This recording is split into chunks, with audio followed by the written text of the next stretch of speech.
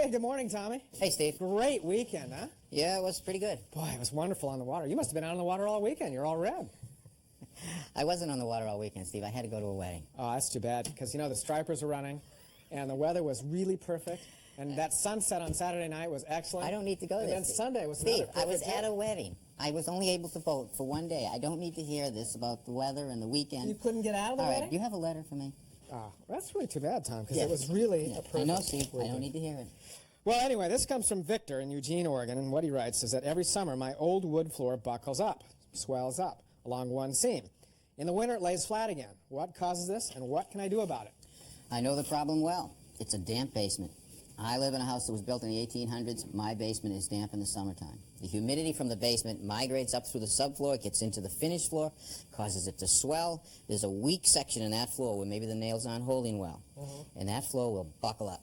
So you built the mock-up here, and what you're saying is that even though each one of these floorboards is nailed, that the force of that swelling is such that it'll find a weak link someplace, and it'll just pop up. Pop the nails right out of the floor. They pop them. Well, they pop out to come out of the subfloor. Maybe this section was nailed into a crack of the floors below, of the subfloor below. Well, basically, what we have to do now is wait for the heating season. When the house is drier, the floor will shrink a little bit. You're going to bang that down with a hammer and a block of wood. Get it down as tight as you can. Now, you may not be able to get it down all the way, but you're going to get it down tight.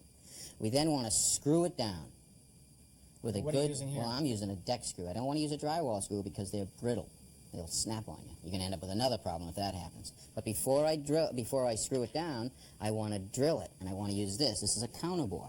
And you can buy these in a package, and some of them 3, 4, and 5 in a package. All different sizes. All different sizes. This simply going to drill a hole for the screw, and drill another hole larger for a plug that will insert in that hole to hide the screw head. All right, let's see you do that. Okay.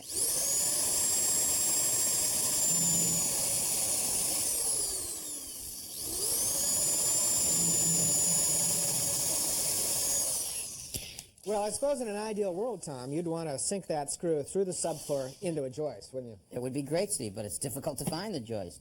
These deck screws that I'm using have an aggressive thread, and they'll hold really well in the subfloor. Now, what I'm going to do is I'm going to put a screw in this side first, but I'm not going to tighten it down all the way. Just start to get some tension on it, then I'm going to go to this one. Ah, I get it. So you just work your way back and forth, tightening up a little bit each one. Careful not to strip the screws either. Right. And look at that, it's lying nice and flat. But you've opened up a seam on this side. Does that trouble you? No, it doesn't trouble me. Well, of course it troubles me, but there's nothing you can do about it. This floor is going to grow and shrink all the time like all wood floors do. So now the idea is you can put these pairs of holes, as many as you need, all the way down the offending seam and suck it down tight. Right. Now you got to plug the holes. We're going to plug the holes. I'm going to use this plug cutter. And this plug cutter is designed to cut a plug the exact, well, actually a hair smaller than the diameter of that hole that was drilled. And these have a little taper to them too, right? So as you drive the plug in, it will tighten itself into the hole. Right. Now the trick to this is to get a piece of wood, the same material that the floor is. Same species. Right. This is white oak.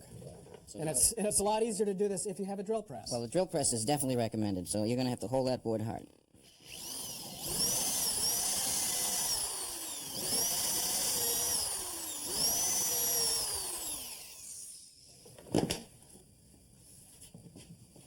Pop these out.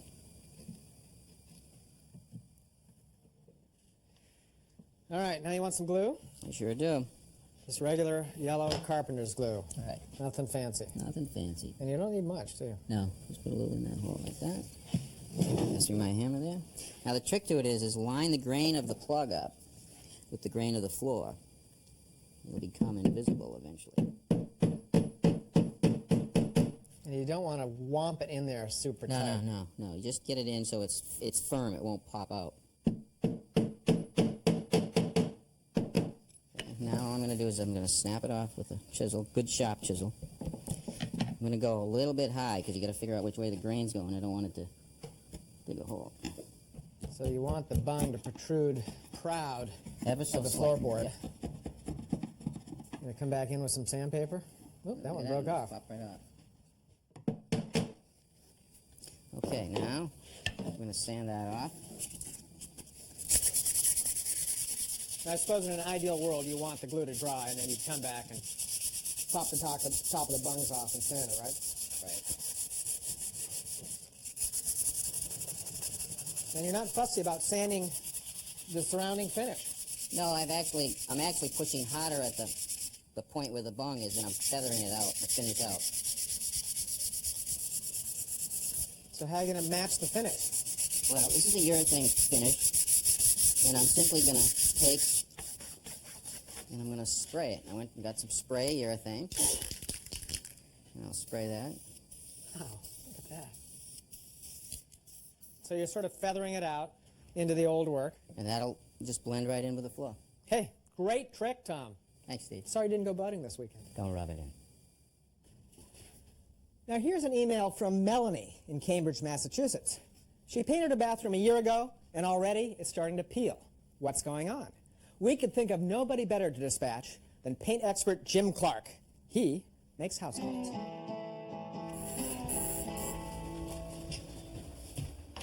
Hi. Hi. I'm Jim Clark. Ask this old Hi, house. I'm Melanie. Come on in. I'm Nice glad to you're see here. you. Thank you. Come on Nice in. place. Thanks. We love it. How long have you been here? We've been here for 4 years. Ah, do you own it? No, we rent. Oh, I see. What do we got? We have a bathroom. Come on in. Thank you. A bathroom. Uh-huh. Nice bright yellow bathroom.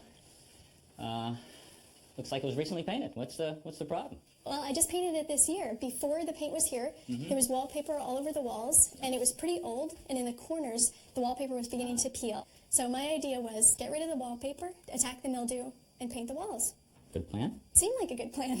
So what's the problem? It seems like paint is peeling. When we took the wallpaper off, there were rough patches, and all over the walls there was this really gummy adhesive layer. Glue, wallpaper glue? Yeah, I think it was wallpaper okay. glue. I bet you that's what it was. And that wallpaper glue was pretty stubborn. It wouldn't come off. So my solution was cover everything, the mildew and the glue. Cover it with a Covered nice, all- hide it with a nice layer I of think- joint compound, I and then think- paint over that. Anything wrong? Bells are going off.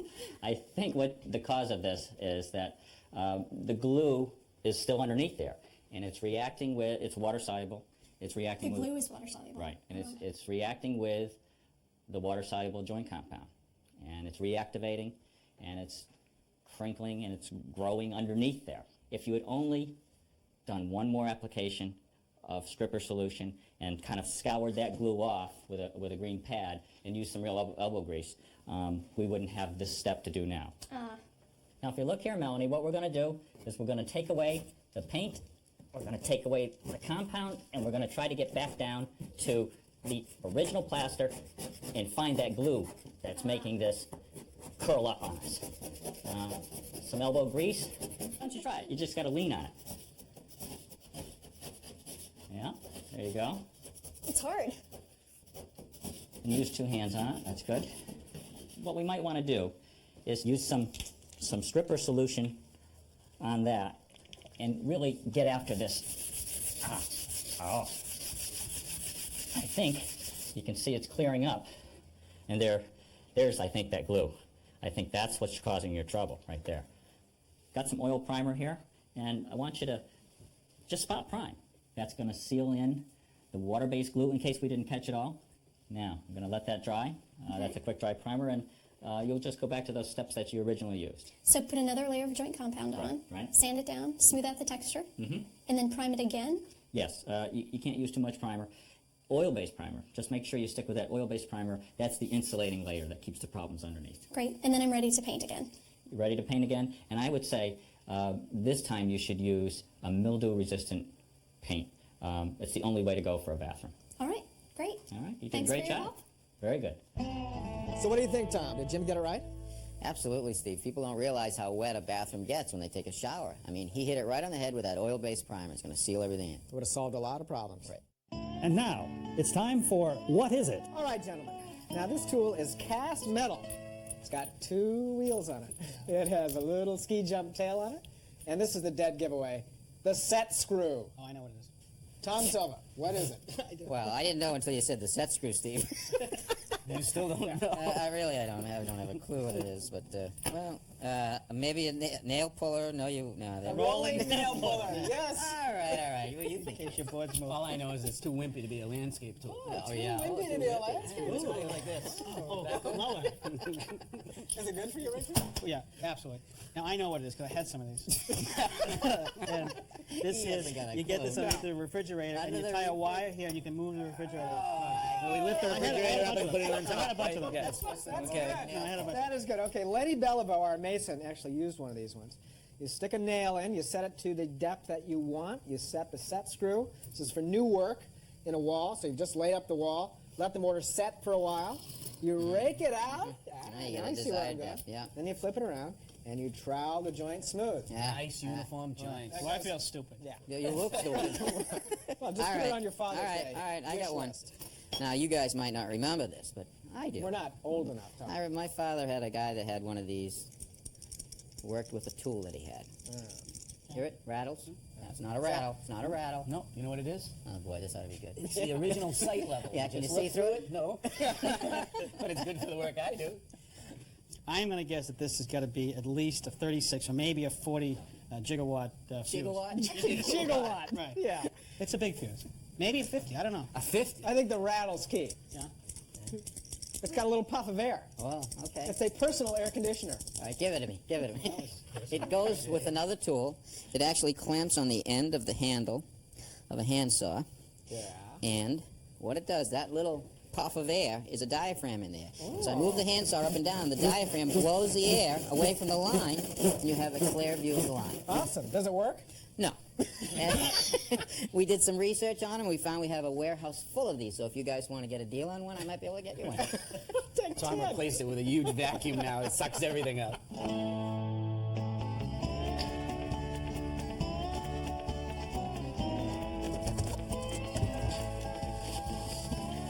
Well, this is a nice neighborhood.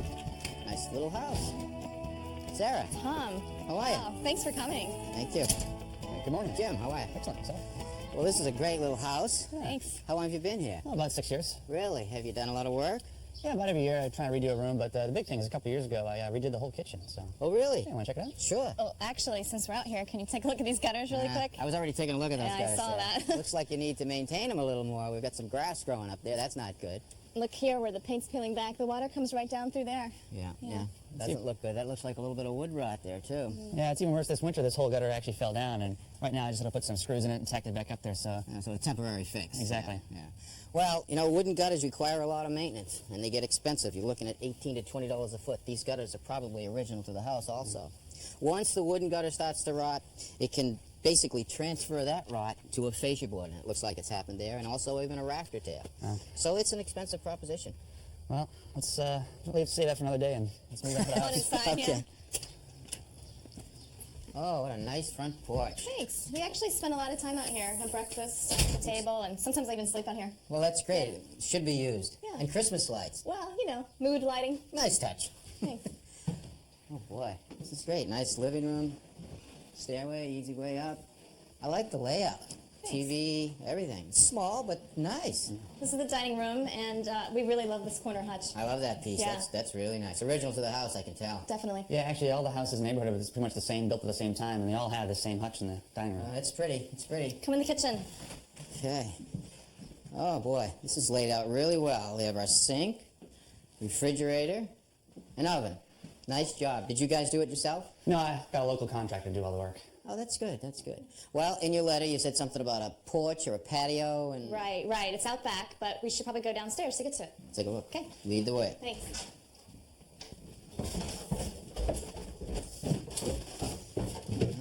Original basement. Oh, that's where we do our laundry. Yeah, this is great. Oh, you got a nice old top. Sits down over the sink. This is probably original, huh? Oh, yeah. Yeah. Hey, Tom, I have another question for you.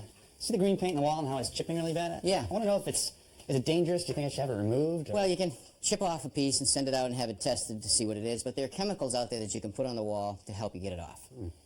Let me show you this room really quick. It is now our storage room, obviously, but it used to be a bedroom. Look at this old paneling. Nice. Oh, yeah, I've installed Yeah. plenty of this in my day. But before that, it was actually the garage to the house. Really? Yeah. How'd they get the car in here? Actually, through this wall, the previous owners have cemented it up. Ah, So let me show you why we're here. okay.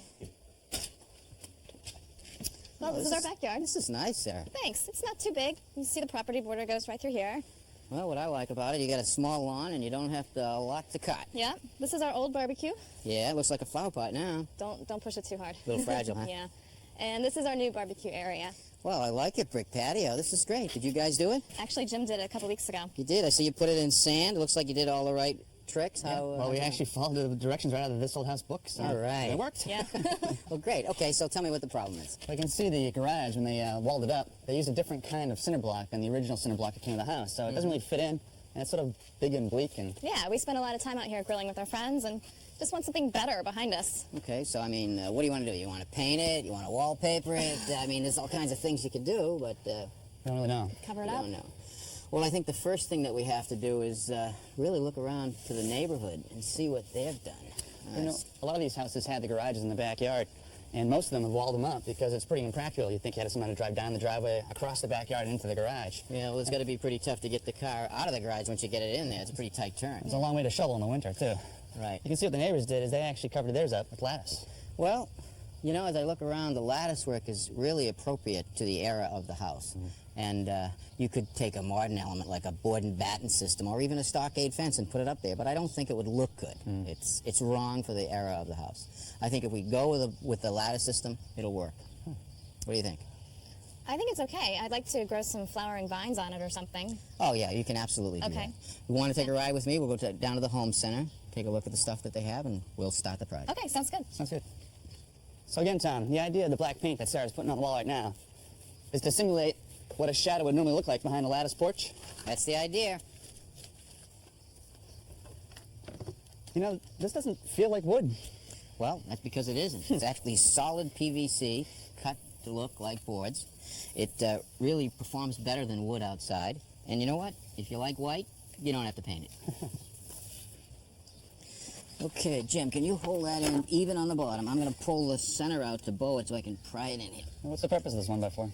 This is a sub base so that I can screw the PVC board to it.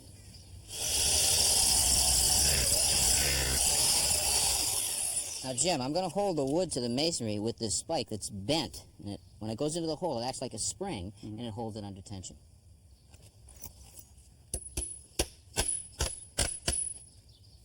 Well, how's it going, team? Pretty good. Looking good. Thanks. I have a question for you. This is cedar. I thought it could pretty much take anything outside. Why do we have to put stain on it?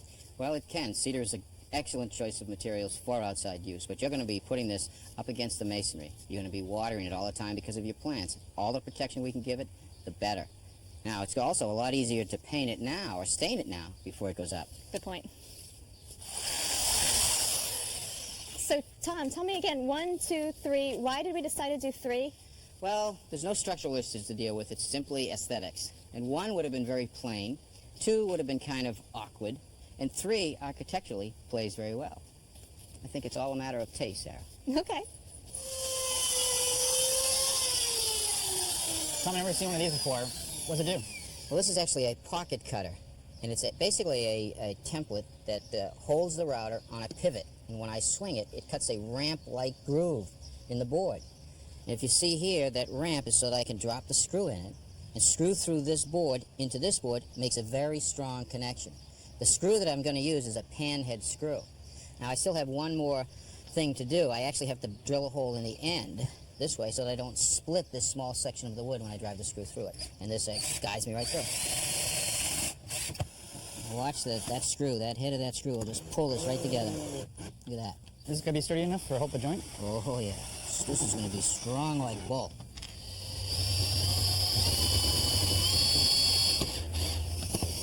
Beautiful. So, Tom, why are we adding the pieces to the back of the lattice? Well, I want to add more depth between the face of the block and the back of the lattice to add to the illusion. Okay, you ready? Now let's pick it up. Sarah, you take your end, Jim. You stay underneath in the middle. I'm going to push my side up, hold it where I want. All right, you got it down there? Yep. And keep it up now. I got to get my hand up right there. How's that look down the ends there, Sarah? You all right? Yeah, I think it's just even. Good. Okay, now here I'm using some 1 5/8 stainless steel screws. So if you ever had to remove it, you can. Well, Sarah, what do you think? I think it looks great, Tom, and you're right. The 3 panels really do do work. It looks a lot better than it was before. Yeah, definitely. Well, that was the plan. Thank you. Thank you so much. So, Tom, pleasure. what about those gutters? Should be that hard to do. Nice solution, Tom. Real simple. It came out well. Both homeowners were very happy. Did they invite you for dinner? Well, they weren't that happy. Now, if you have an interesting question, send it along to us here at Ask This Old House. Until next time, I'm Steve Thomas. I'm Tom Silva. And I'm Rich Thrui. And you've just seen Ask This Old House. Email your questions to our online address, asktoh@pbs.org, or write to us, care of This Old House Magazine, 1185 Avenue of the Americas, New York, New York, 10036. And thanks.